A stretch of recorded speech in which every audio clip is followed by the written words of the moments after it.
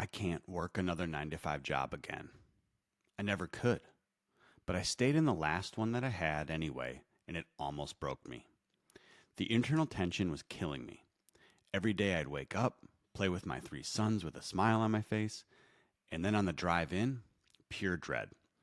Wondering which mask I would have to put on, wrestling with how I would need to contort myself into something I wasn't, pretending to care about initiatives that weren't really aligned with me, questioning people that were in upper management, dealing with changing directions and priorities, wondering which fire I would have to put out when I got to the office. And after a great weekend, those Sunday scaries would roll around again. Thinking about the week ahead, anxiety and irritability would wash over me. Those Sunday scaries are real, my friend. If you're feeling the same internal warfare right now, I'm going to show you exactly how I managed it for years without losing my mind or my paycheck, and how you can manage it too while you build your way out. And I'll tell you the exact moment I knew I was finally ready to leave. And if you feel that same way and want some help, if you want real path forward that aligns with your values and works in the real world, that's why I built the Freedom Accelerator Lab. I created this to help people like you break out of the 9 to 5 that traps so many and build an income engine that lasts. You can book a clarity call below in the description and the pinned comment. First, if you're feeling this internal conflict, you need to know you're not broken. You're not crazy. Unfortunately, this is way more normal than you might think. Just nobody talks about it. Or if they do, they come across as some entitled millennial. But I see the same thing in 40 and 50-year-olds, and it can ruin lives and relationships. But you can do something about it. I was prepared going into this job. I went in eyes wide open. I knew going into that corporate job that I was planning my exit eventually. I said to myself, I'm going to give myself 3 years here, commit to 3 years, learn what I can, but at some point be looking for options for what's next. But even then, I wasn't prepared for the inner warfare that would come. The feeling of going to work every day and not really being able to show up as myself, always thinking about couching my language and feedback and things like that to not upset people, sort of playing the walking on eggshells game. And then at the end of the day, always thinking, all right, we're working so hard on this initiative, but then what? Or for what? Is this really the highest use of my time? And drinking the Kool-Aid, that thing never really appealed to me. If you're watching this, and it probably doesn't appeal to you either. Here's what I learned the hard way. If you don't actively manage this internal conflict, it will destroy you from the inside out. You need to understand how you actually are feeling in this situation, what you're running from, and what you're running towards. Because if you're just clouded by frustration and anger, you end up clouding your judgment. You end up underperforming at work, eventually getting fired and doing nothing about it to protect yourself. Or you end up rage quitting because you're running from a bad boss or culture, and then saying, okay, well, I'm going to quit, and then I'm going to take some time out to figure it out. Both those paths lead to the same place. You're screwed. No income, no plan, and you're making decisions from a place of emotion instead of strategy. I had 3 kids, a house, a wife, cars, real responsibilities. I couldn't just up and quit even though I was miserable and feeling like an imposter every single day. So I had to figure out how to survive this thing strategically. The first and most important strategy is what I call compartmentalization. This is about mentally separating your current reality from your future vision. If you can compartmentalize and understand that this period of time is temporary, we all go through ups and downs and have to do things we don't like. But if you can reframe it as this is a sacrifice you are making in service of a larger goal, which is to get a better job, a more aligned job, or build your freedom business, then it becomes easier to handle and you can start to kind of detach from the emotional baggage, the politics, the fighting with the boss, the competition. You can let go of doing all the extra work to try to get a promotion that you don't even want anyway. And you can start to dedicate focus time on your future.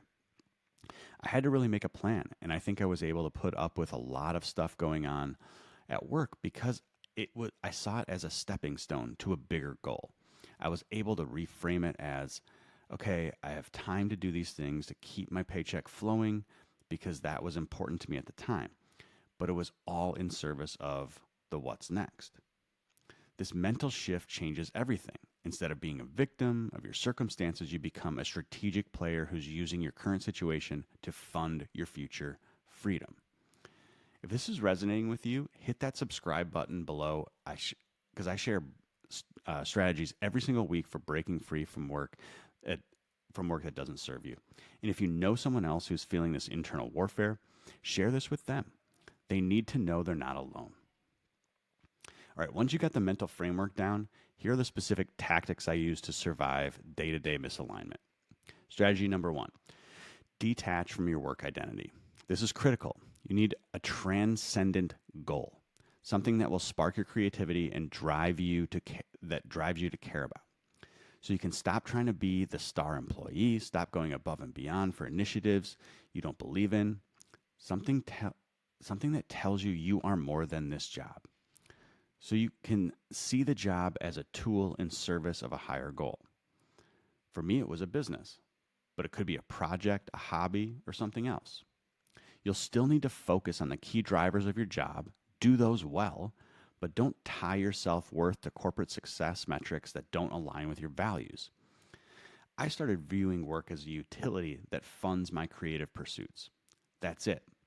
Not my identity, not my purpose, just a funding mechanism. Strategy 2, create mental and physical space.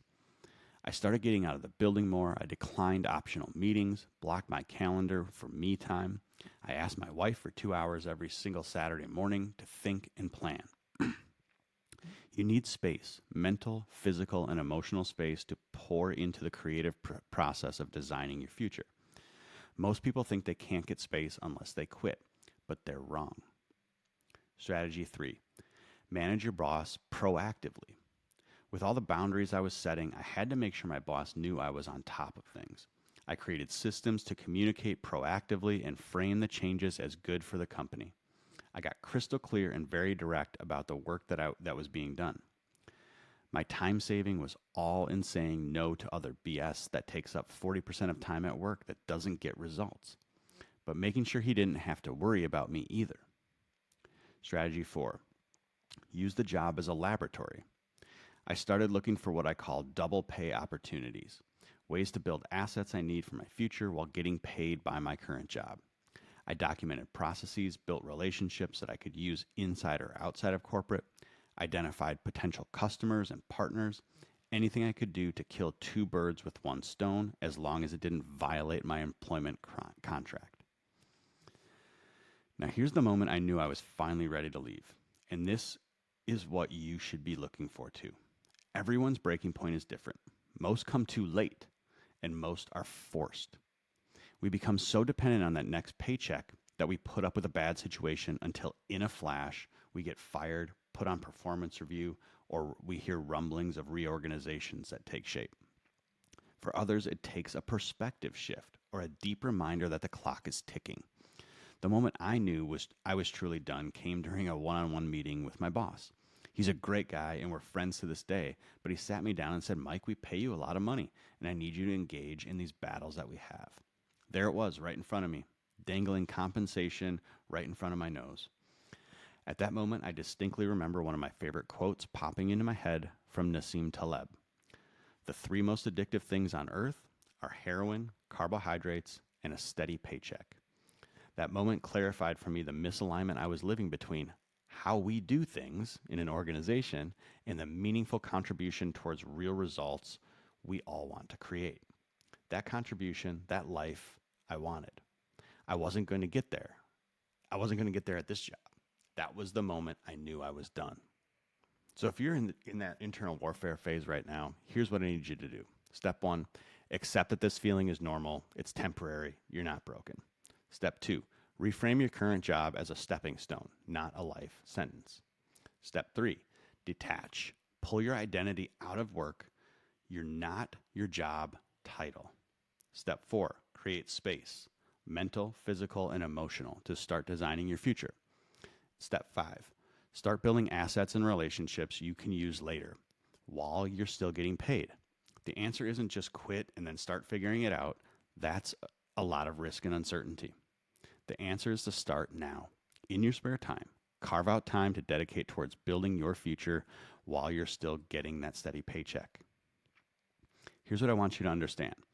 That internal tension you're feeling, it's not a bug, it's a feature.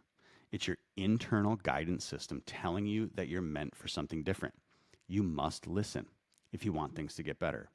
But the key is learning how to manage it strategically rather than letting it consume you. I survived the job not by gritting my teeth and enduring it, but by using it as fuel and funding for something better. Every frustrating meeting became motivation to work on my exit strategy. Every Sunday scary became energy to build my future. And when my breaking point finally came, I was ready. I had a plan. I had built relationships, created assets, and replaced my income. I didn't just escape, I launched. So look, if you're watching this and you feel that same internal warfare, that Sunday dread, the mask wearing, the feeling that your ladder is leaning against the wrong wall, you're not alone and you're not stuck. The question isn't, should I quit my job? The question is, how do I use this tension as fuel to build something better? Next up, watch 7 Steps to Be Left Alone at Work and Still Get Promoted. It breaks down exactly how to start creating the space and boundaries you need without getting fired. It's a tactical foundation everything else is built on.